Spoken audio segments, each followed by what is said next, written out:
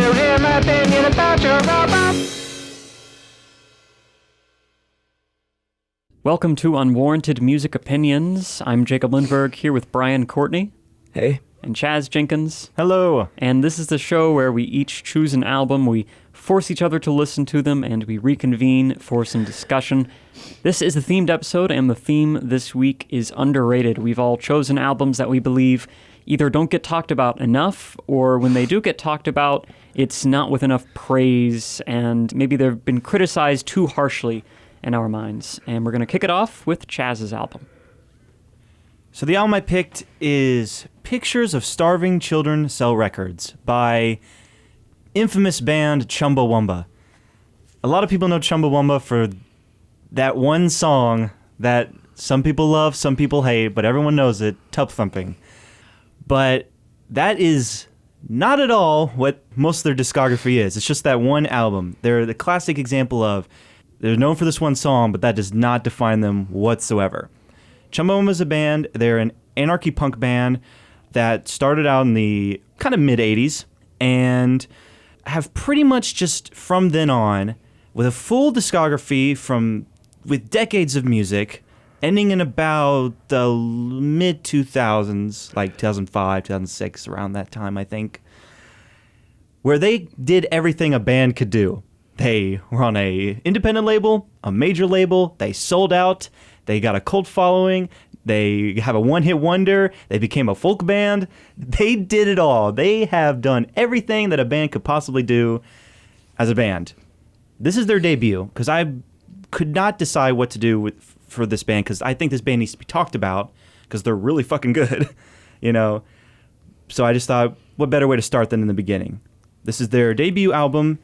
It's got everything that I knew Jacob would love. I was like, this is the pick, because it's got elements of folk, punk rock, post-punk, new wave, and pop, and it's 33 minutes of just protesting goodness. I really don't know how much more to describe it that way. It touches upon all different types of stuff that was going on at the time politically, and deals with a lot of different themes, mostly about starving children in Africa.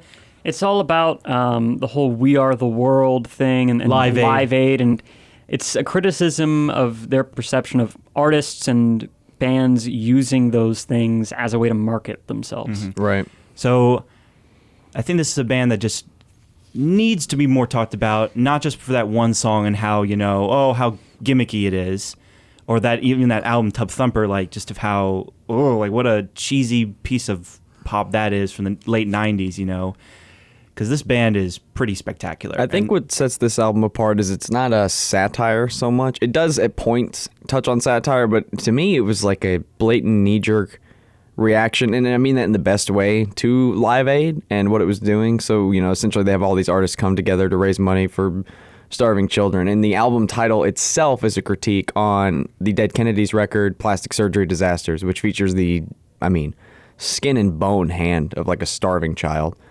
And to me, the album criticizes even the Dead Kennedys idea of what that cover was maybe doing. Because even though I don't think the way Chumbawamba sees it is the same way the Dead Kennedys see it, or saw what they were doing with that album as art, I think Chumbawamba just sees exploitation. And they kind of say, okay, does exposure do anything? Does raising this money one time from commoners, by the way, like citizens, instead of the rich artists, they really take down the whole idea of it, because I think they really despise it to the point where they have a hard time making jokes out of it, except for maybe the opening track and a couple of shots on a handful of other tracks on the album, because nothing here really seems like it's in jest. It seems like an aggravated, sarcastic. Yeah, it's hilarious, but it's also, there's definitely a layer of, like, they're making a big point. Even when it's funny, it's still quite biting, I would say. I don't have a lot of issues with it musically or lyrically. I think it's a pretty solid release from front to back. It's not a slog whatsoever. It's 33 minutes, and it goes by like that. I think my biggest issue with this is that it's a little dated. Just a tad. A lot of the stuff talked about in this album, you could definitely be relevant still to this day, but they name drop a lot of different stuff that kind of just puts it in the era it was made. I don't think, that. Wow, that was just a jumble of words. I don't see that as a problem at all. for me, even if a piece of art dates itself, or if something released in the 80s has extremely typical 80s production or something that might date it, or if, an album from the 60s has hard panned vocals and drums, which would date it, to me that doesn't take anything away from it. I don't need my music to sound like it was made today or to appear that it could be made at any time. I guess my point is it's hard to relate with what they're talking about because I wasn't around at that time. I think that the artists that it name drops, though, are so well known and so ubiquitous. They're still culturally relevant. Yeah. Didn't they just made a movie about Freddie Mercury. Mm-hmm. David Bowie's Black Star was not even half a decade old at this point and is still revered as, another great album in his catalog. Who was the other? There's a third name. Paul McCartney. Yeah. Paul McCartney. And these are huge. And I mean, just to give Chumbawamba some credit, these are huge names in the music industry. They're punching up. And they are directly referencing, there is no parody or changing the name so you kind of know who they're talking about. Right. They are very straightforward about it. And that's right at the gig. That's right from the beginning of the album. That's the first song. The first track. Yeah, our first song we start with is an 8-minute song called How to Get Your Band on Television. Yeah. Which is a banger of an opening. What a solid Here's one of my favorite lyrics. Make Ethiopia a fertile paradise where everyone sings Beatles songs and buys shares in EMI. Mm-hmm. It's definitely criticizing of high-profile artists who are, in their view, and whether it's right or wrong, whatever, I think it's, regardless of what you believe about what Chumbawamba is saying, I think they're framing their arguments in interesting, often funny, and just really attention-grabbing and entertaining ways on this album. And they just go through this, onslaught, and the vocals are just this, I love the production. Shouted. It's so solid. And, this angry spoken word almost. There's this one point where there's vocals, and it's right behind your left ear. I can't remember which song, but it's there's this little small vocal passage that comes in. It's right at the back of your ear, and it's someone is definitely behind me right now singing to me. It's kind of weird. I think the first track is it's one of my favorites on here. Probably my favorite track on the whole album, just because it's just a perfect start. And as a song, I think it's almost perfect too. I mean, my one complaint about this album is the sound is a little one-dimensional. I think they do a lot of things really well, but I think while I'm listening, sometimes, and my other complaint would be transitions between songs sometimes aren't the best. I think that the album bleeds into itself a little bit, but it's pretty uniform in terms of lyrics and message and just general disgust. So, it's put together as a solid album. It's put together well. The ending of the beginning song is the ending of the last song. The burn the House of Commons to the ground line. It starts us off and then ends us off. I think it's very solid. I think it flows kind of jaggedly, but it is a uniform and very cohesive piece. Yeah, and because of its length, and I do think that these songs, if maybe they're drawing from the same ideas musically, lyrically, and melodically, I'm not going to mistake one for another. They're doing unique things.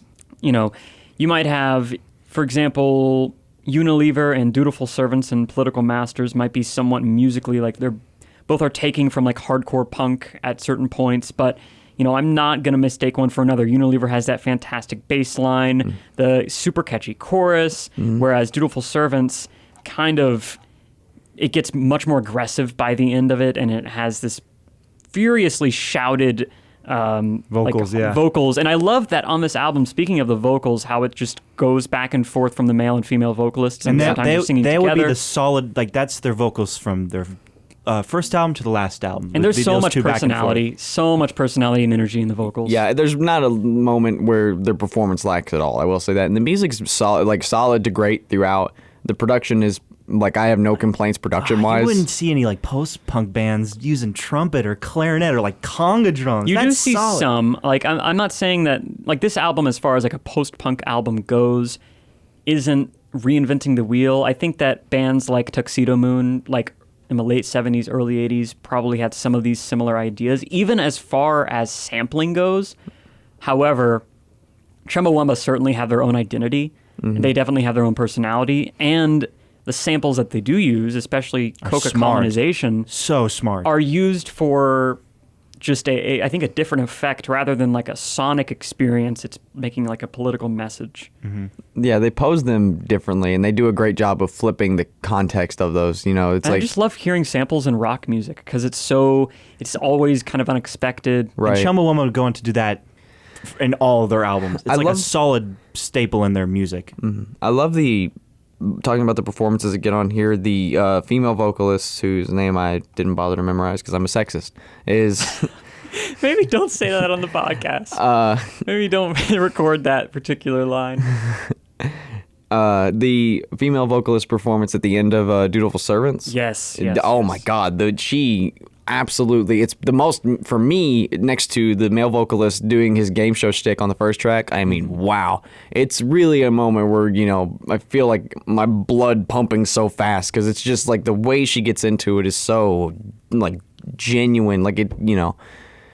She's also fantastic on More Whitewashing, which is the best song on the goddamn album. It's not my I think it's probably my second favorite. It's my favorite. I would say it's like my Unilever. third favorite. I don't know. Dutiful Servants is pretty mind blowing, and How to Get Your Brand on Television as a Invasion song as well. The closer is fantastic. as a song and as art. Invasion really grew on me with every listen. I mean, it really starts to stick to you and becomes one of when the it most gets more and intense. more angry and the Yeah. bass goes wild and goes Perfect closer. I think I just love the opening track on this thing so much. The line about the Paul McCartney crocodile tears irrigating the land is like genius levels of criticism. Hunger put the sparkle back in television at the end of More Whitewashing, which and on Unilever like the little like whitewash like recorded vocal that they're just playing over That's a and over great and over. sample. That's like hip hop esque. It's a little It seriously is, yeah. I like the BBC track as well.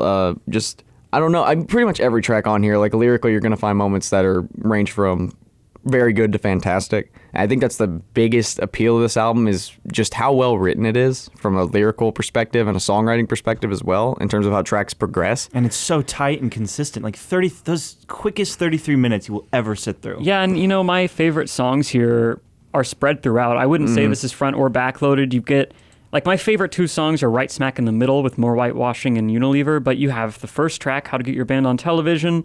You get Dutiful Servants and Political Masters near the end. Invasion as a closer is like a hardcore punk masterpiece, but it goes into like this dub-influenced new wave breakdown near the end, which is similar to Unilever, where it goes, whitewash, buy it. And then it goes into the second half of the song. It's a great little transitional moment. Yeah, I think the transitions between the songs could have been better. Sometimes they're very abrupt. I disagree. I never saw them as like a issue. Like I love. There was never a moment where I was like a little like confused. I thought they were pretty solid. I wouldn't say confused. I love Dutiful Servants, but it ends so abruptly and we get so quickly into the next song that like in the context of the album, like the track listing, it causes the track listing to have a disjointed flow. I kind of appreciate that they're not wasting any time to get to what their next point is. I just think as a listening experience in terms of the orders of the tracks is fine. It's just the way they play into one another just didn't seem to receive a whole lot of thought. I think the songs were kind of made on their own and developed off of one another in a lyrical and like a focus standpoint. Yeah, it's certainly musically and lyrically combined. Like this is not a compilation. Right. I just think as an album assembly, it just lacks a bit of cohesion in terms of track to track, and the sound as well. While the songs do stick out individually, I just wish maybe there was something a little different going on between tracks. I think lyrically they stand out, and like from a playing standpoint, I think maybe with repeated listens, I'll start to notice that more as well. I think it's a big shame that this didn't catch on. I mean, this came out at the perfect time for when this genre of music was it's like quite really literally solid. You mentioned Dead Kennedys. I mean, they were huge. They were getting huge around this time. I don't see why this album... It's honestly, I was reminded of The Waitresses a little bit. Both of these are like new wave punky albums with post-punk elements, political lyrics that are punk, often really hilarious, though they're taking totally different topics. I kind of see these in the same vein as just two fantastic new wave punk albums that kind of just nobody really swept up talks the road, about. yeah. And I still would prefer The Waitresses just based on the consistently amazing track listing and how much I adore Patty Donahue's vocals. But still, like this album, if you are into any of post-punk, new wave, punk, like early indie rock, like if you're into 80s indie rock and you want to check out something that is really unique, then... And don't let the name Chumbawamba discourage you from listening to this. This is a super, super interesting and well-written Hell yeah. And like this band alone, like you don't have to listen to Tub Thumper. In my personal opinion, it's not that bad of an album. Is it their best work? Hell no. But they would go on to release, like, their third studio album is literally just English hymns that they just a cappella. Just because they can. Just English, like, protesting songs.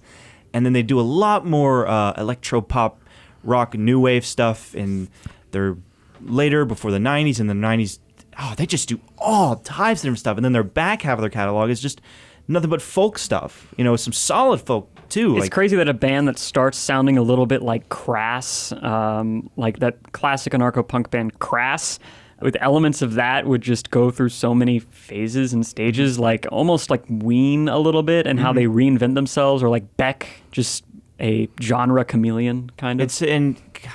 When people say like they hate Chumbawamba, I know they haven't heard any of this stuff. They've only heard that one song. It must be underrated because, like, not only is it not recognized for its time, but it still has failed to be dug up as, like, a great song. Like, I did this for most of the records here, and I think it only really doesn't apply to my pick.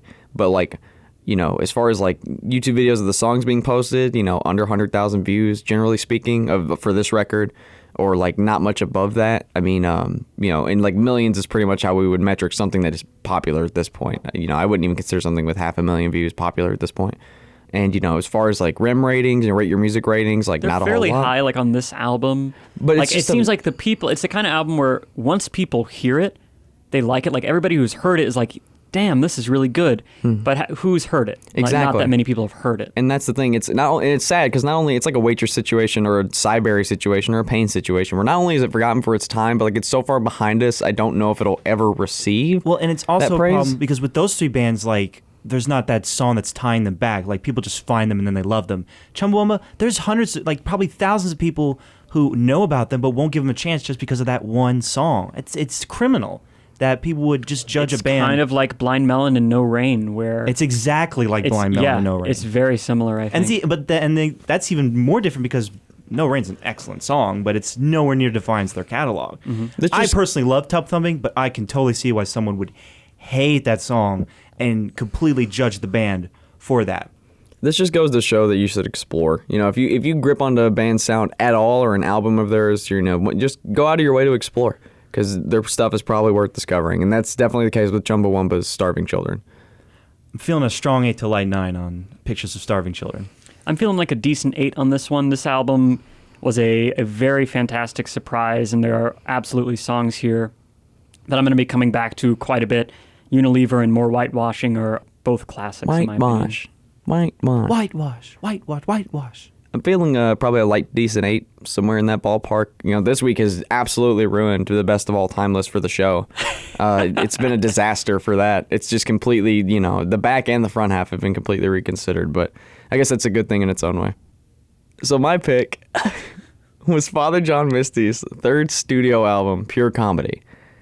This comes after his second studio album, which was critically acclaimed at the time. It was loved by fans and critics alike, which was I Love You, Honey Bear, which was like this kind of like tribute to his wife in a way. And there were some songs that get like quasi-political at the end and like kind of critical of religion and stuff, but it's towards the back half of the album after you get a slew of love songs.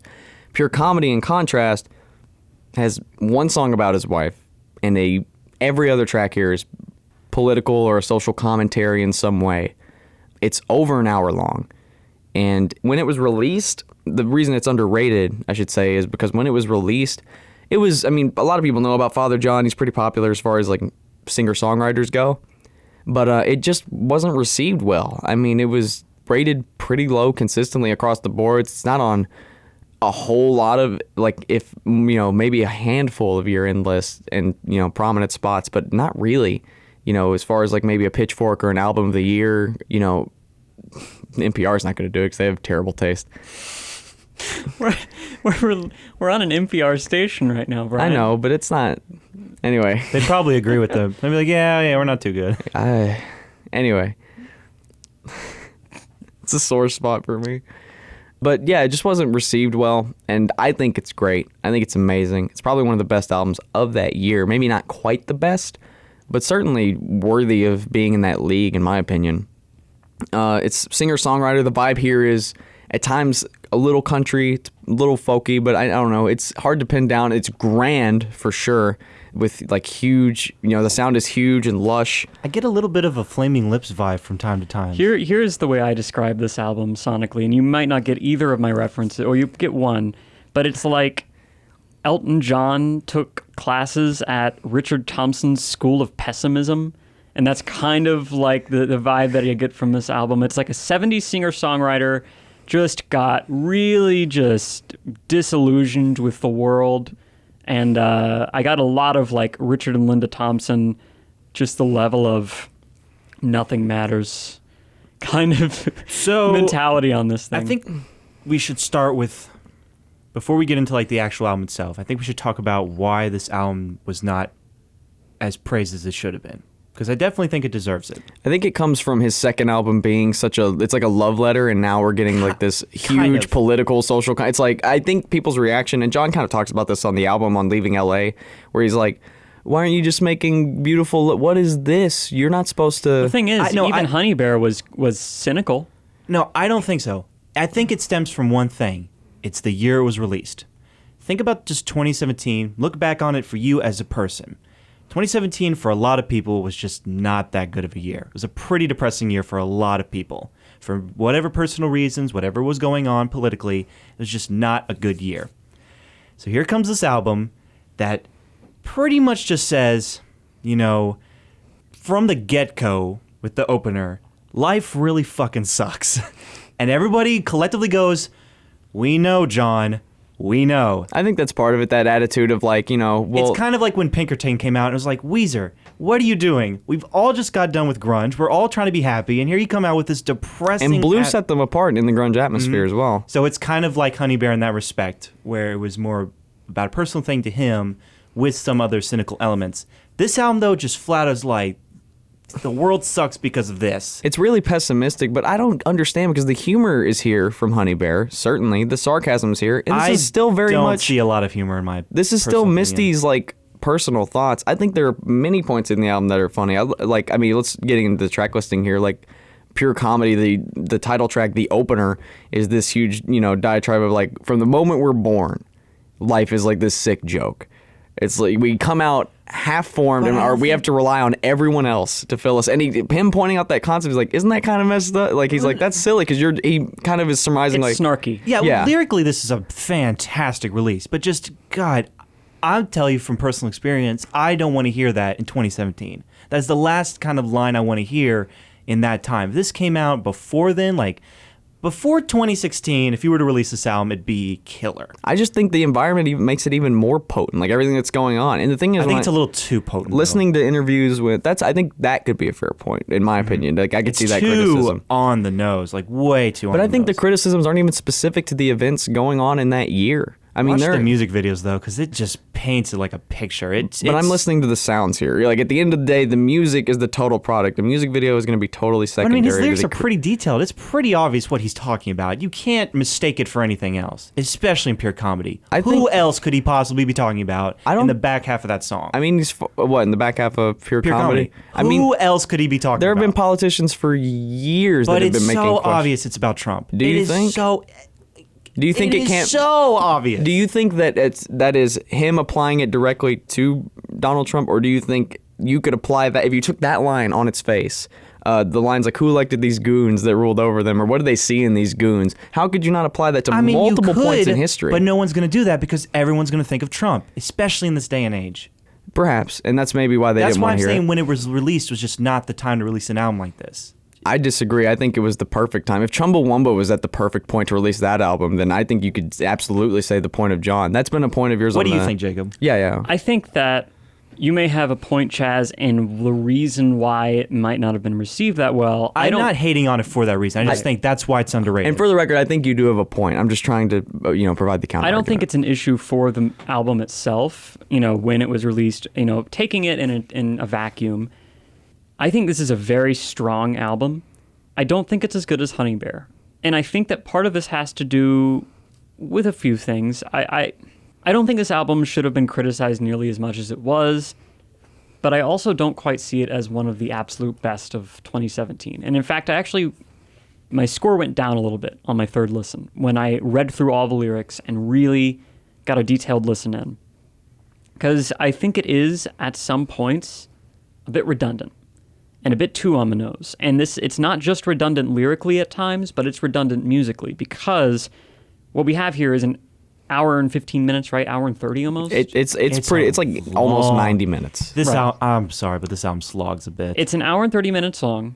I don't think any individual song here is bad. I don't think any individual song here is not well written. I think that the melodies here are strong, but what we have here is in 90 minutes of ballads, with the exception of maybe one or two songs. Mm-hmm. It's almost entirely made up of ballads, and it's almost entirely taking a very pessimistic outlook. Now, what saves it from being just a slog is Father John Misty. His vocals, his snarky, witty kind of attitude. He's very charismatic, yeah. Yeah. Even if he's talking about the futility of everything, he's doing so in a way that I think is pretty clever, pretty funny, and pretty entertaining. Insightful and not just pessimistic, in my opinion. However, when you take it all together as a piece, I'm left with a question that it was on my third listen where I really thought about this, and it took away from the album for me, because so much of this album is everything's terrible. What are we doing? What's going on with the world? What's going to happen?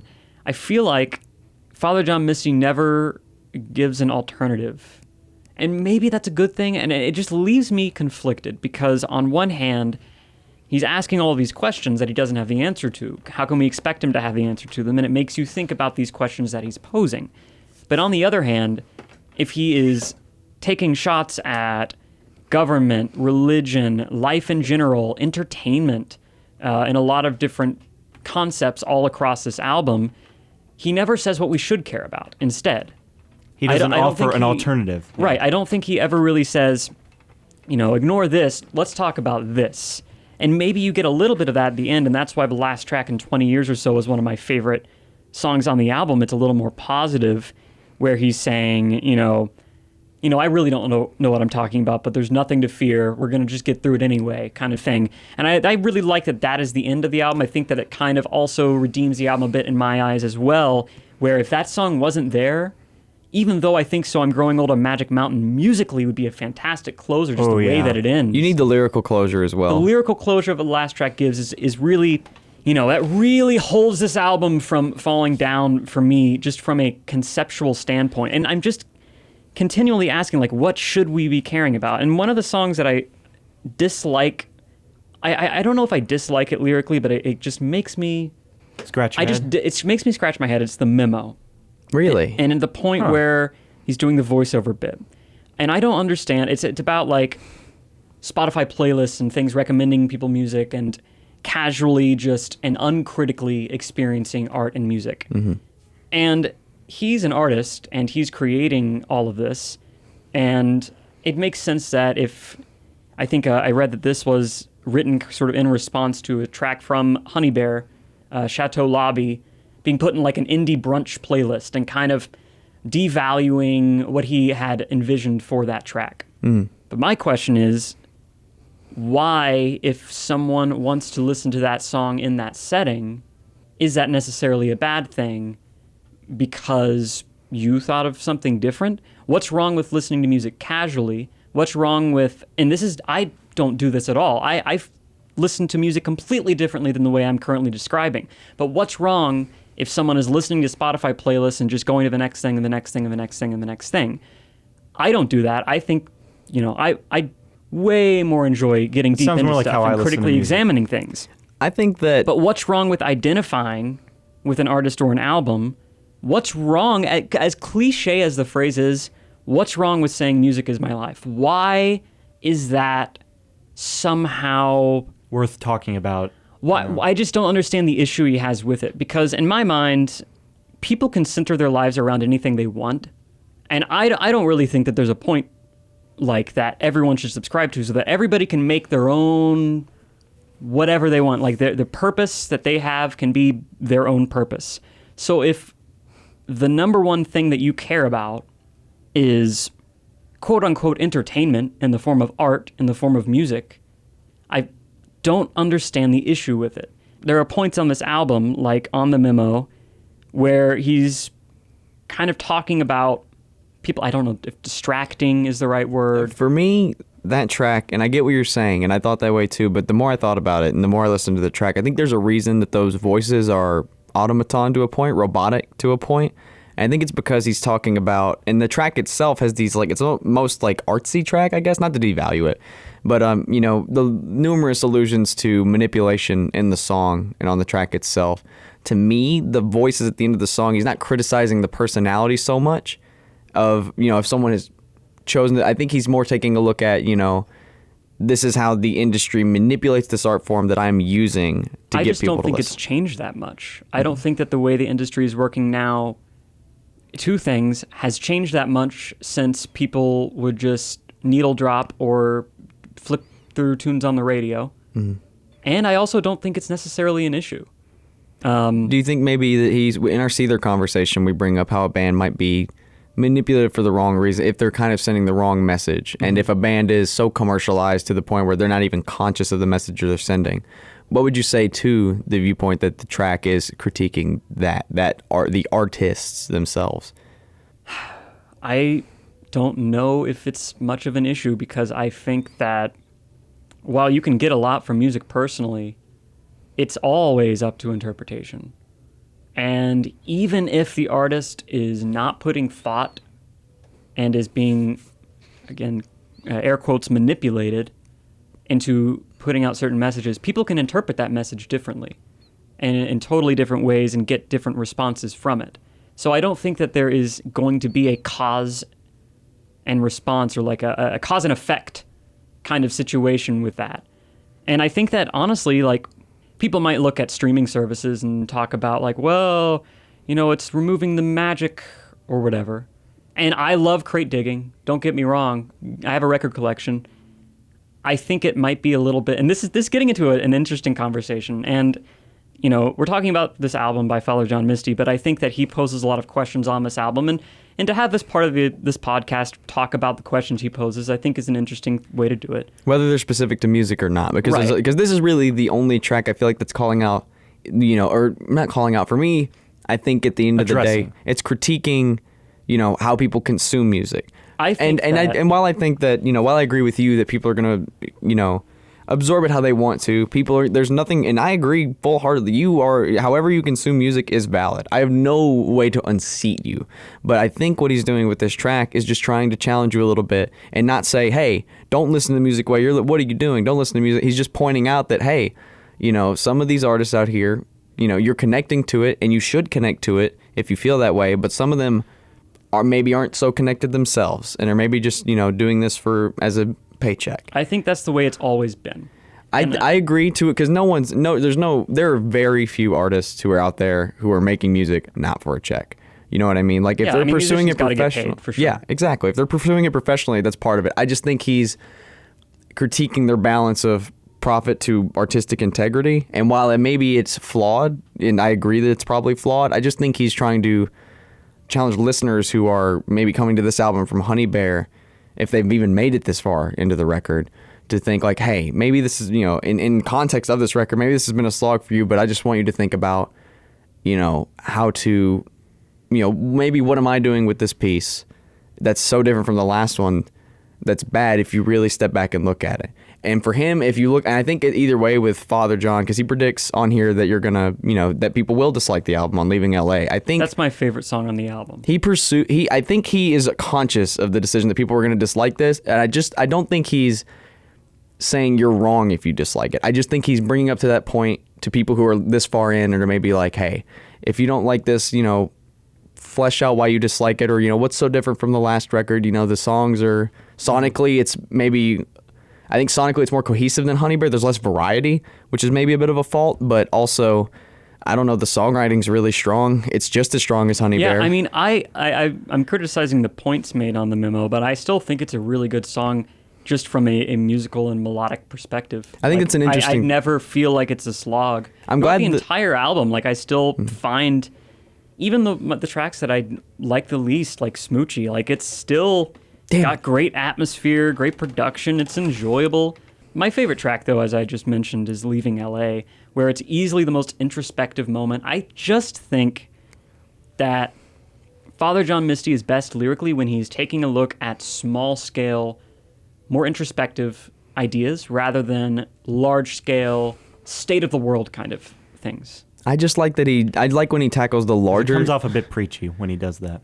I think so too. At points, it's I do think somewhat that preachy. he Which saves is ironic again- because his father, John Misty. I guess that makes sense for his character. Very good. talks about why he's doing it on this Yeah. album, and that's what makes this album worthwhile. Like, I totally understand why people might hate this album. Like, I understand why this album was critically derided.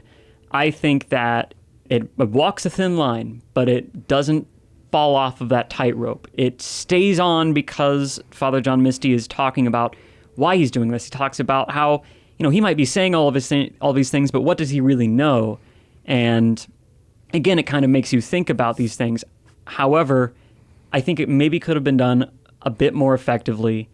And honestly, when it comes to an album that makes you think about life in general and get very existential, an album like Benji, where he never comes out and says any of the things that he's really kind of maybe hinting at or very subtly addressing, that makes me think a little bit more. I feel like Benji is more effective at doing what pure comedy does in a totally different kind of way. And that's they're totally different albums, totally different approaches.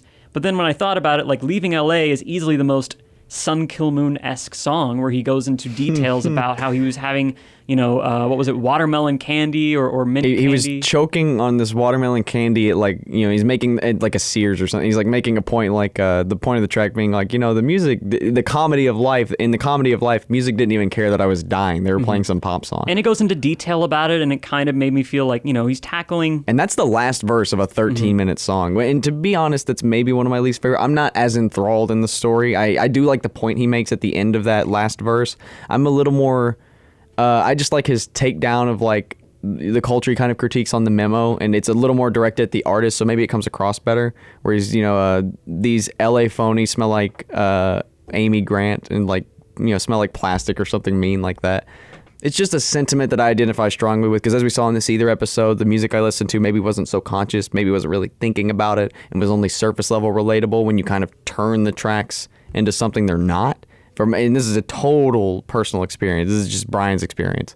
But I just when he said that, I was like, yeah, and I hate that. I hate the absence of integrity, not the lack of so much as the absence of just the, and they're valid. The music they make is valid. Their listeners are valid if they like their music, and if they like the music they're making, and if it's turning them a profit, hell yeah, get your check, dog, because that's all anyone's doing.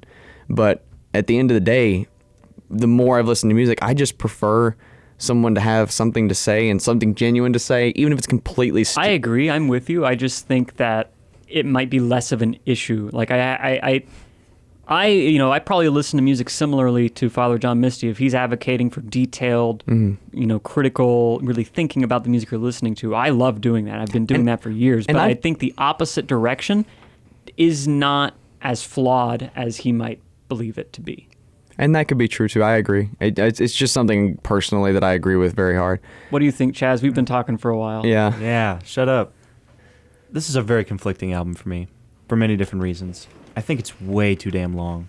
And I'm not saying that because I haven't listened to it enough. I listened to it a good enough times where I kind of had a solid idea what I felt about it. What were maybe some tracks you would shave off? Shave off for sure. It's going to make me angry, but I love you, Chaz. A Bigger Paper Bag, Smoochie, When the God of Love Returns. I kind of like the memo. And maybe Birdie, but Birdie's a pretty strong lyrical song. But Wow. those three I don't main actually tracks, disagree with any of those. Are maybe Yeah, I Paper kinda Bag agree with is that. one of my least favorite moments. It just sort of seems good ideas, but just not enough to like. Well, that's the hardest I've ever agreed with you about something ever on this show. I'm like, yeah, those tracks are kind of, On their own, pretty solid tracks, but just in the whole grand scheme of things, just pointless. They just leave me scratching my head. He treads the same ground a few times. My other biggest issue in this is that it's very samey. Until maybe So I'm Growing Old and Magic Mountain, which really, really surprised me musically. But Leaving LA, I think is a great song lyrically. But It's a little too minimal, that in my opinion. hardcore, it's just over and I think it suits the track. And but you know what? And it kind of changes it up. When those strings come in, it really adds to it. But once the strings come in, nothing about the song changes. It's just that for the rest of the track. I think it works. I think that the lyrics are good enough that I'm just sort of enraptured I don't know. the whole way. There was a point where it's like, wrap it up, please, for the love of God. I think he wants you to wrap it up. listen to what he's saying too, and I think the instrumental works as a backdrop for that. But on repeat listens, it is one that I usually find myself. Once you know, and it's like, I don't need to hear this again. It kind of makes me want to skip it. I Just kind a of find tad. myself skipping it too sometimes when I'm listening to the album. But where it's strong, like Pure Comedy is a strong song. I love Total Entertainment Forever. the album kicks off like there are like 4 or 5 flawless songs in a row. In my opinion. The first 4 tracks is a Ballad of a Dying Man is fantastic. That's like my favorite track on the I album. think this album needed some cutting, but it also needed some levity. Like, this is what I was worried about. That's why I like Smoochie so much. Smoochie gets a little criticism I see from even the people who enjoy this album, and I think Smoochie's a nice moment of reprieve because even though I just like it as a moment but of. it's put in a bad place. Yes, perhaps. Smoochie should have been after Ballad of the Dying Man instead of Birdie, I think. Because at that point we've gone through a lot of thoughts. Yeah, you know what I that's mean? true. But no, this is what I was worried Diamonds in the Rough was going to be. But Diamonds in the Rough, thankfully, has some songs that are kind of lighthearted and fun that break up the total There's humor in, like- heart-dropping sadness that album talks about. This album, no holds bar, which really hurts it in the end for You me. don't think it has humor on it? Because I would. I didn't find a funny moment. it has humor, but it manages to be funny and dispiriting. Now, at the Brian, same I know time. you disagree that like music videos add to an opinion of music, but which I disagree with. But I think some of these music videos really helped because the music video for Total Entertainment Forever is actually hilarious. It has Macaulay Culkin playing Kurt Cobain with cloud goggles and all these soldiers crucifying him, and they're all dressed like Ronald McDonald.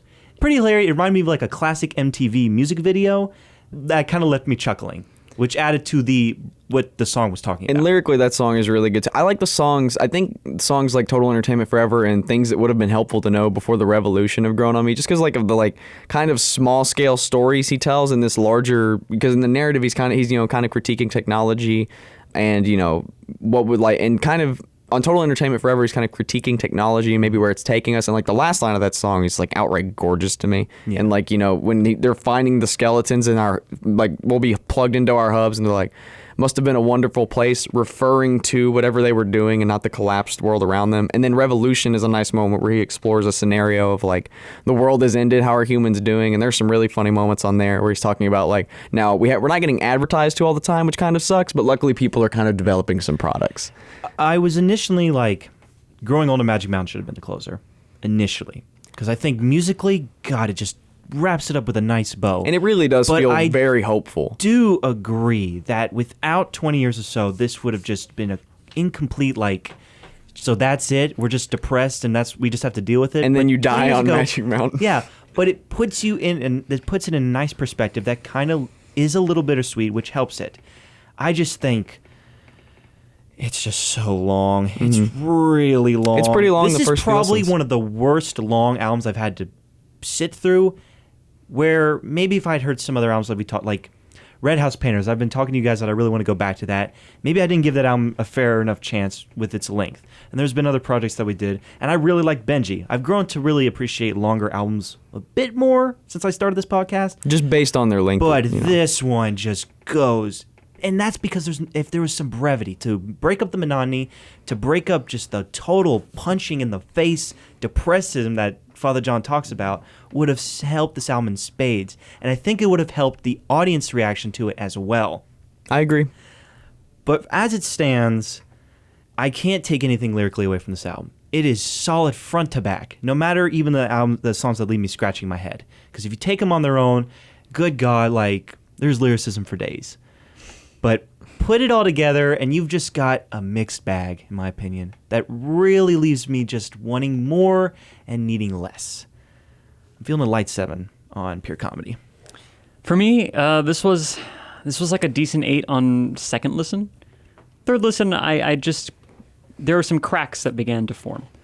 And I thought maybe the lightest of 8s, but now when I think about it, I Love You, Honey Bear is like a strong 8, maybe even a light 9.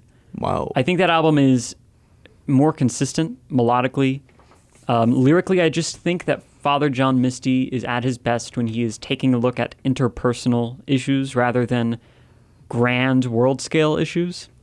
But I still really enjoy this album. Musically and melodically, like, he's putting together really strong tracks. His vocals throughout are great. I would give this like a strong 7, like the strongest of 7s. You know, It's there been are in the songs on gym. here I adore. So I think that this is absolutely an underrated release. I think that people who hate this album, I can see why, but I just don't think that. It's an album that is going to age well for sure. Yeah, and I think that the issues that it does have are redeemed by how Father John actually takes a look at the issues and kind of talks about them like on the album. He talks about issues people might have with the album on the album, and it just helps make it more personal and frame it in a different way where I can enjoy it a lot more. For me, I mean, a lot of the song topics on here hold up to be like range from very good to fantastic. You know, Ballad of a Dying Man, the first 4 or 5 tracks, including Birdie, which has grown on me tremendously just for its strangeness, I think. I just love those tracks so much. Even though there are some moments on here that don't hit as hard. Leaving LA, we talked about a couple of complaints I had on that. I think the memo is worth criticism as far as a message, but I think it still sounds great and has some of my favorite lyrics on the entire album.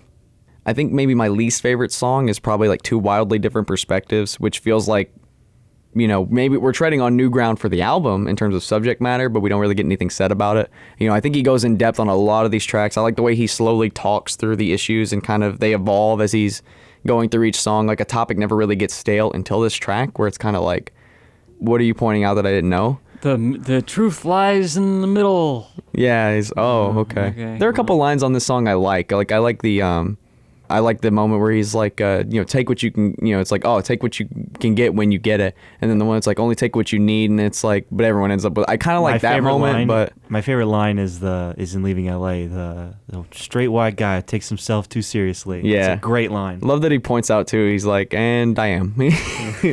But yeah, I actually, again, that's why Leaving LA is my favorite track. self-awareness is important. There was an interview that made me like this album, kind of cemented why I love this album and think it is his best. But I think there's an argument for Honey Bear. But he was talking about how this album, and I don't think this is a perfect way to describe it, but I do like how it contributes to the album's, you know, the album is a whole piece of art, where he says the album is like starting at like this panoramic view of like the earth and life on earth, and we slowly kind of close in, and eventually we're just in that bar in 20 years or so. I don't think that's perfect. I think it's a little disjointed in that respect if we're talking about it as that concept where, you know, we get Leaving LA in the middle and then The God of Love comes back 3 or 4 tracks later. But I do like that perspective that we're kind of getting multi-faced viewpoints on here. It's like, you know, here's the view of, you know, God, as it would be, or just like as an observer of our world from somewhere else. Here's historians from the future looking back at us. Here's a dying man in the current age and what he thinks now, as opposed to what you would have thought 50 years ago even. So it's a multi-perspective, kind of, maybe not a perfect takedown or like a, you know, not like nay-naying on society or anything like that. But I just like how he explores the topics, the stories he tells, and the perspectives we get, and the album starts and ends like pretty much flawlessly in my opinion, with only a few things in the way of hiccups along the way. It sounds great. John's vocal performances are immaculate at points. Yeah, I would just say I'm feeling like a light to decent 9. The album that I chose is by Australian songwriter Kirin Callinan, who I discovered back in 2013 when he released this album that we're going to talk about, Embracism, which I believe is his debut release, though I think he's played in a few bands around in Australia before. This album basically got no attention when it was released, except for, again, I got to shout out Velocities in Music, as I've done a few times on this show. Pretty much the prequel to Unwarranted Music. They were the only ones who reviewed this that I saw, and they gave it a very positive review, and Love Delay, the closer on this album, was their track of the year. So I listened to it back in 2013, and I loved it, and it was my favorite album of the year because it's so unique. It's like an angry Australian Bruce Springsteen type listened to a lot of Nine Inch Nails and decided to make an album that's the mixture of Born to Run and The Downward Spiral with a few like elements of like Depeche Mode in there. It's a wild ride from front to back musically. But again, it doesn't get talked about much. He released an album in 2017, Bravado, that got a bit more attention. I think some people have been coming back to this album as a result of that album's attention, but not very many. Now, his biggest song, he does have one extremely popular song, Big Enough, which blew up as a meme with the Screaming Cowboy. I mean, that song has over a million him? views. That's him. He's not the screaming cowboy, but that song is him. The guy, I don't know if anyone listening to the show No is even gonna fucking know. way. He's that's What? That song is that meme. It's a great song too. That's his like most popular thing. It's a meme. The fucking Yeah, What?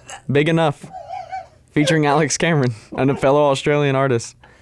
Wow. Yeah. My third eye just opened up. He's outside of that song, literally that song, and most people couldn't even tell you who that song is by. Is he's relatively unknown, honestly. Like, I mean, he has a small following, I would say, and he's gotten bigger with bravado, like Jacob said. But this album, this nowhere to be found in 2013. As far as albums of 2013, besides Velocities in Music, nowhere to be found. No one talked about it, and it's like posthumously talked about as like, hey, how do we miss this? Yeah, I think this album makes the most sense for the theme. You have an album that has a lot to be talked about, and nobody was talking about it when it came out. Like, I think once people do find it, it's generally liked, but like, similar to Chumbawamba, but like the fact that it's so recent. But people know who Chumbawamba is. I don't think when this came out, nobody knew who this guy was. I get so mad that it's within this decade and we don't know about it, because there's still time to like put this at the forefront of like, hey, this is kind of foreshadowing. Like, this is one of the best albums of the decade. I think any music fan should hear this. Like, I seriously would hate to see this thing go unnoticed, because I mean, it's fantastic. I have some major issues with this album. I think that lyrically it's pretty okay, but I find the vocal to be just very annoying. It's pretty long. I'm just fucking with you. I love this album. You actually had me there. Right there. Oh my god. That was great. Nah. No, this is a pretty awesome album. Wow. I kind of want to go ahead and give my score and then just talk about it. What a god, don't. Okay. This album, Where do you even start? I just want to describe, just give me a minute. I was pretty floored by this thing. There's only one other I thought album. this was a Brian pick. I was like, Jacob picked this? Okay. Like, how sometimes you'll hear something for the first time, and you hear it passively and you come back to it and you slowly start to recognize more and more. There's only been one other album besides this one where the case was not that, and this is kind of this is a Brian pick through and through. The Death Grips, The Money Store. I remember I heard the closer track, Hacker, and I was out by like a dumpster at work. And the first time I heard this, Embracism, I was at work too. So it was a perfect connection for me. I was listening to Hacker, and I stopped for a second, and I was stopped in my place by the song, and I was like, hold on. I was like, this is fantastic. I was like, how long have I been listening to this? Like, just now. And I was like maybe a minute into the song. When I got to the latter half of Landslide, I had to like step outside, because I was I was flattened. I was in two dimensions briefly by like I was completely taken aback by this song. And then, the 2-hit punch of Love Delay right after that, just sonically, it gets pretty emotional, because like there's not a lot of music that just instantly on an instrumental level can pull so much from you, like emotionally. I just think the way those tracks build, and if Love Delay even builds, it's a hellstorm from the start. But I mean, wow. And that was just first listen. And the more I listen to this album, the more songs like Victoria stick out to me, which have these huge like crescendo vocals on the choruses. Don't even get me started, because if you mention Victoria again, I will rave till the end of time about how good that song is. We get the other thing I appreciate about some music so much, which is just like primal blood pump. Like, there's no Those first three tracks, holy crap. The Nine Inch Embracism. Nails influence, I hear tenfold there. Embracism and Come On USA are some of the most visceral like pop tracks I've ever heard, and like the beats are immaculate on top of the vocal. Accent. I haven't heard anything this Australian since The Drones. The Drones and the Wiggles. This is like, okay. I don't know, man. This album just covers so many emotional topics, and like they vary, but like the variation just gives it so much strength. And the way they're covered, like, it's completely artistic. There's not really a moment where anything's outright said to you. You really have to interpret here. And what makes it amazing is no one's heard it. So no one knows really what it means. There's no set definition that people generally agree with. So you're really forced to draw your own conclusions. And when you're kind of put into that corner, it's really just going to get more powerful for you. Mm-hmm. Because, I mean, like, I'm still trying to pull apart songs like Way to War and Stretch It Out. And, Stretching Out is about spanking that monkey. Pretty obvious that's what it's about. No. Tug on Maybe, the I would maybe believe this. the mountain Really? line. The mountain line. Do you know the lyric? I don't know right off the top of my head. Pull up the lyrics for Stretch It Out and find the line where he talks about the mountain. I don't think it at all. It's Kirin J. Callinan. I might believe this. It's possible. He's an interesting dude. But Do you know which line I'm talking about, though? I know, yeah. So find it, and it's just a read classic unwarranted music opinions moment here. Jeez. I reach for the mountain when I stretch myself out. Oh. Mm-hmm. Well. Yeah. Mm-hmm. No. Right. Okay, maybe the line before. Let's give a little context. Yeah. Just read it all. We'll read the last 4 bars of it. I stretch me out across the city. My eyes roll out into the suburbs. My boyhood is a fountain that flows through drought. I reach for the mountain when I stretch myself out. I told you. Yeah. Okay, maybe. Yeah. Okay, moving on from that. If that's even gonna be Jacob in the and Brian, episode. 232. Chaz, 3. Very good. Anyway, but that's an outlier. I mean, from the Still a great song. beginning of this album, I think that This song might be about jerking off. Oh, man. what is lyrically covered here, I think, is very visceral, and it's just about like this. I guess on a track like Embracism, I think it is. God, that chorus You is- could say man. maybe like, the phrase that's bandied about a lot would be like toxic masculinity, Right. Just like an expectation to be, I don't know, the word. Like tough doesn't do it justice. The based on what he's talking about. stereotyped a bit as if you were, had an upbringing as a man. Like, Which nowadays essentially. is more relevant than ever. Like, I just think that, blows my mind. This came out in 2013 and nobody was talking about it except how about this? 1 or 2 people. The album before this was titled Am I a Woman Yet? Where Kirin is exploring rather, his femininity and the aspects of that.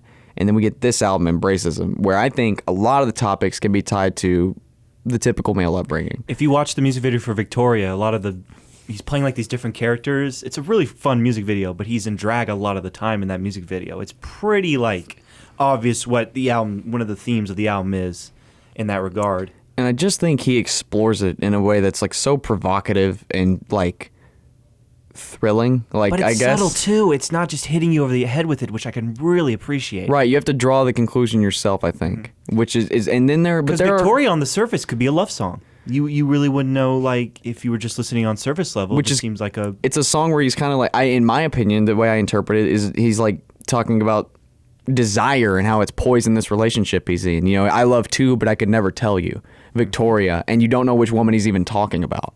And I just think that's such a it's a small thing, and this album's not reinventing the wheel sonically or anything, or even maybe topic wise. But it's so unique sonically. Like it might not be reinventing the wheel, but it just stands out. But it's taking cues from such disparate sources that it becomes a thing of its own, even if it's not creating something totally new. Like I would definitely call it maybe not experimental based on what he's doing, but experimental based on the way that he's compiling it together as a single album. Because you go from Halo, which is like a kind of more of a Depeche Mode kind of sound. It's like a synth. I think it's synth poppy. This reminds me. This legit. a dash of industrial. Just a This dash of reminds industrial. me of the opening of Violator by Depeche Mode. 100%. Not Dead Ringer or anything, but that's the first thing I think of. And then you get Embracism and Come On USA, which are like the Nine Inch Nails kind of industrial, Oh, for sure. Electronic body music kind of sound That- to Give it. Victoria this Which is like a beautiful- 70s pop rock song. Yeah. It's really what it sounds like. It's like beautiful. glammy. That piano is fantastic. Yeah, glam rock would be a really great way to put some of God, the then other you get influences Scraps, a song that quite literally gives me chills every time I hear it. emotional turmoil he goes through from Scraps to Chardonnay Shawn, which I believe is it's almost one song to me, because I feel like The way it Chardonnay flows together. It's just and it feels like such a sequel moment, because we're talking about a car crash on Scraps. And very alluding to, Nissan is said explicitly at the end of the track, and then we go to the funeral of I guess the person who was involved, which would be Sean, and we talk about this regret, and did Callinan do this himself out of hate, out Or was of he just telling a story that he was had? it a vengeance type of thing? The emotions associated with these tracks are I flawlessly. feel like this might be an accident that he was in the passenger seat when we crashed your father's car. So Yeah. they're both in the car. Right. So I guess it's He like survived, and he but- can't. yeah. I don't see your mom anymore. Because she thinks I thought he was driving because of, your mom thinks I'm the one. And I love that he doesn't finish that line. It gives it so much more weight, and you're forced to really focus in on the song to interpret what it means. He can't talk to Sean's family because it just brings back those bad memories on their both ends. You know. And I think there's a bit of even blame that's in kind of it's like survivor's guilt. And the way that this song musically begins with this extended, very ambient guitar work, and then when oh my God, it's chills. When the guitars come in and there's that repeated chord, and then the strings begin to like buzz in the background before they really take off, and there's just so much space in the production, and his voice comes in, and it's like the tension in that moment when the main part of his song begins is absolutely incredible. And then the fact that it ends with that similar kind of ambient guitar work, and the fact that it comes after Scraps, which is like easily the quietest song on the album. And the scariest song too, in my opinion. And then after Chardonnay Sean, it goes into Stretch It Out, which it just goes back into... Which is like a it's the weirdest track on here. Experimental. I'm not gonna lie, it took a industrial stuff. long time for this track to grow on me, but once it finally did, it's truly disturbing on a lot of levels. Which song? Stretch It Out. Because, The flow of this album. I mean, where he's putting it's like tracks about an next to each hour other. or like 42 minutes. 42 minutes. It's not long at all. Tight. Yeah. It is tight. Every single song here, man. And then Stretch It Out, and then you go into Way to War, which Probably- is another one of the more That's crazy probably my ones. least favorite song, but that's not saying I love the much. second half where you get Oh this my like almost God. post-punk I'm still trying to musical figure out breakdown. what the song is about, but by the time I get to the nobody knows, I don't care, because it's just, I think it's somewhat tied to conspiracy and maybe a little bit of because he's talking about I need a way to war, I need to know things, this hunger for knowing what's going on around you, but just talking about the ignorance of man, maybe in general or just his own. And the way the album starts, where we get are kind of three singles really, but they flow into each other so perfectly. I think we get the same thing with the last three tracks. Oh my God. But the not last two only songs. Man. Landslide is it's been a long time since I've heard a song that could move me to tears. I mean, Christ. Yeah. It's Wow. fantastic. It's a piano ballad, and I just love that he's able to put a piano ballad right after Stretch It Out and Way to War. Way to War, which And is it super flows intense. And perfectly. it never feels jarring. The It's never strumming, jarring. the reverb on that guitar. This track is maybe it sounds, I don't know. I don't care what in the context of everything else, because we get- It's his vocal performance. Yeah. I think is really he what is a ties that song fantastic singer. together. He's so emotive. he builds these songs so well. It doesn't matter what point in the song he's at. It doesn't matter if he's literally fading out and back into the song on Come On USA. It doesn't matter if he has the build up right at the beginning with Embracism, where he's talking about a man could find you in your own apartment or you can confront people anywhere now. You can let out your aggression, this inner male aggression, anywhere. You can fight anyone. But also just on Landslide, I mean, God, the way he builds to the end of this track, it's really touching. It's kind of hard to even talk about, because when he in my opinion, he's talking about how the things we don't know destroy us, essentially. And when he talks about how we're grounded in nothing but the things we don't, in using the sea as an analogy, because we know almost nothing about the ocean, right? We haven't even explored a half or a third of the ocean. We barely explored a fourth. We'd be generous to say that we've just gotten to a fifth. So when he uses that as an analogy he talks about that, and he talks about the ocean on multiple parts, seeing in the familiarity of things, like a smile from someone he knows in Spain, being it makes me happy to know that, these fleeting moments, and when we're not trying to understand these things that are so far beyond our reason, by the time we get to the end and he's talking about how God is in the water, and for me it's just I've been trying to put it into words, but the stars are all dirt, there's nothing in space is cold and dead. Our non-understanding, which for me, hearing him compare that to God is perfect, because you could never understand God in any capacity. And comparing it to the ocean, which we know nothing about, and how that grind, I mean, Jesus Christ, it's a perfect metaphor, and it really is a perfect song. And the way that flows into Love Delay. One of the best closers I've heard in a long Love time. Delay is genuinely one of my favorite songs of all That time. guitar riff is sick. the beginning. Okay, so I want to rant about Love Delay in a similar way that you just did about Landslide, because Love Delay was easily my favorite song of 2013 when it came out. The same way Velocity's music had it as their track of the year, very well deserved in my opinion. It's very unique in the fact that even though you could call it like an art rock song, the sound of the guitar and just how minimal it is at the very beginning, it's so metallic and electric. It sounds so stilted and like there's so much pent-up energy and just the way that the chords are being played.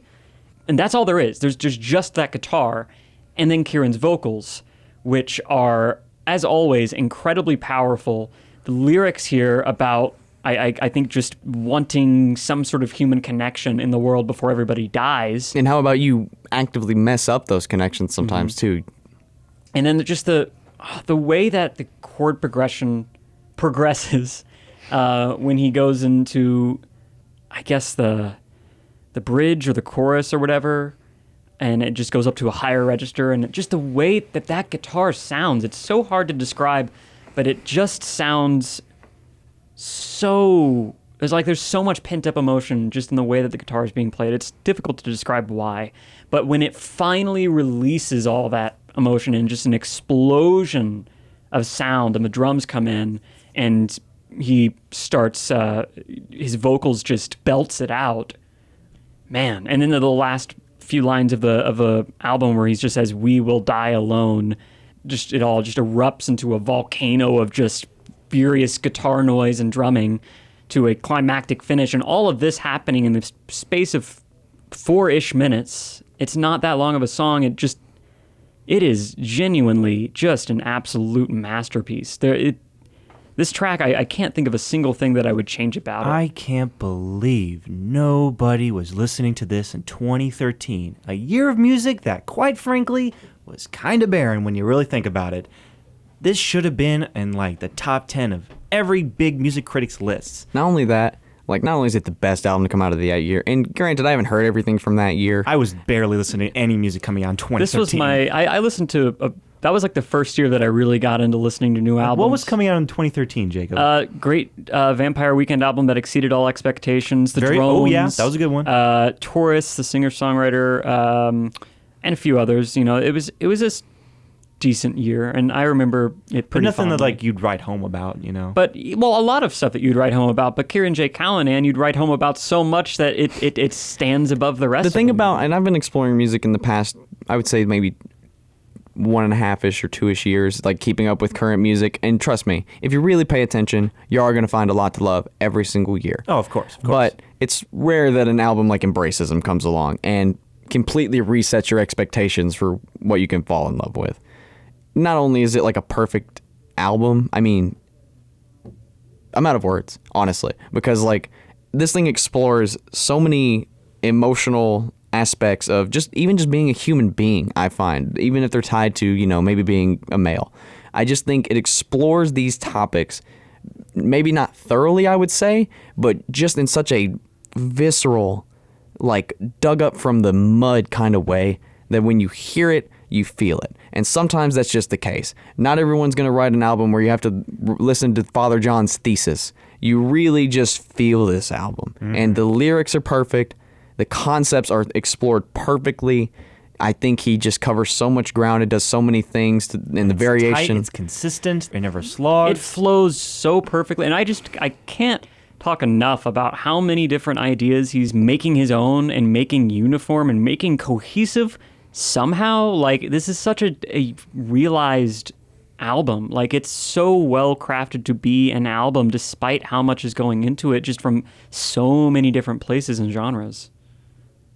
Do it. You want to. I got nothing to say. I'm feeling a 10 on Embracism. I mean, Jesus. It's rare that I hear an album this good and that it gets this good this quickly. Decent to strong 8 for sure. And this will probably grow. I mean, Victoria's a song I'm going to come back to. There's been a lot of songs recently, a lot of episodes we've done, like Teenage Caveman, or I've been coming back to Lord Kill the Pain a lot, or Jimmy Tomorrow off the Waitresses.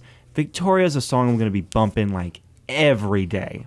No question. So this will probably grow. after I come back to it another time. But as of now, what a solid album. I'm feeling like a light 9 on this thing. I loved revisiting it for this podcast because I discovered it like when it came out, and I loved it then, and I didn't know if I was going to love it as much now, like, because, you know, I have so much more context and so much more music that I've heard since I first heard this, you know. But actually, it just got better, you know, being able to point out points of influence and really have a deeper understanding of music. Yeah, this album is fantastic. It has 2 of my favorite songs, one of which is way up there. Like Love Delay is just absolutely amazing. Yeah, Kirin J. Callinan here is an incredibly unique songwriter with and every single aspect on this album is just done so well. If this album came out today and had enough, you know, press coverage to where it started to catch on, I could see this getting huge acclaim. Huge, with all of the industrial elements that are making their way into hip-hop and rock nowadays that are becoming more popular. Like mainstream, even? I mean, goodness, this album could really, I could see just based on what people are latching onto right now, there are similarities, and this thing kind of beats them to the punch. I mean, everybody just out there, go listen to Chumbawamba, go listen to Father John Misty, and sure as hell, go listen to Kirin, and especially his album Embracism. You'd be doing yourself a disservice if you didn't. So I think every album for this underrated episode fits the bill perfectly, and if we for and other each different type of spectrums, like Chumbawamba is like a band that gets a lot of flack for no reason without anybody giving a chance for their catalog. Father John Misty is an album that maybe just didn't come out at the right time, but still deserves a lot of praise, and not the amount of hate it did. And Embracism is the perfect definition of underrated. Fantastic, and nobody's talking about it. Yeah.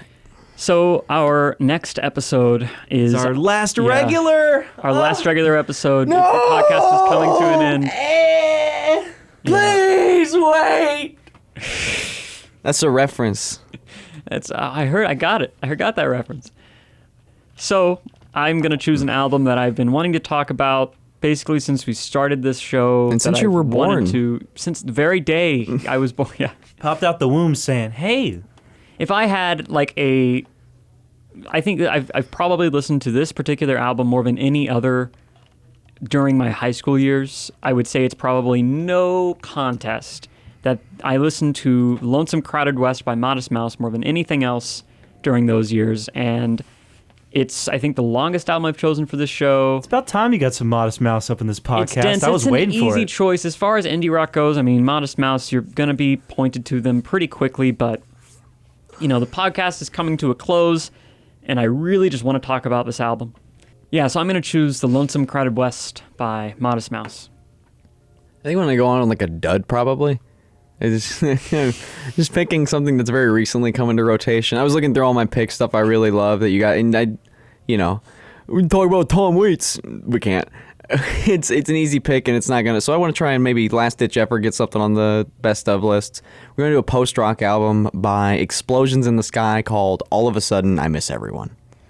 What better way to end our final regular episode than with a big old meme, gentlemen? We're doing the pioneer album of one of my favorite genres, unironically vaporwave. It's Floral Shop by Macintosh Plus. This has been Unwarranted Music Opinions. I'm Jacob Lindberg, and I was here with Chaz Jenkins. Ooh, switched it up. And Brian Courtney. It's a landslide. And we'll see you again next time. Victoria!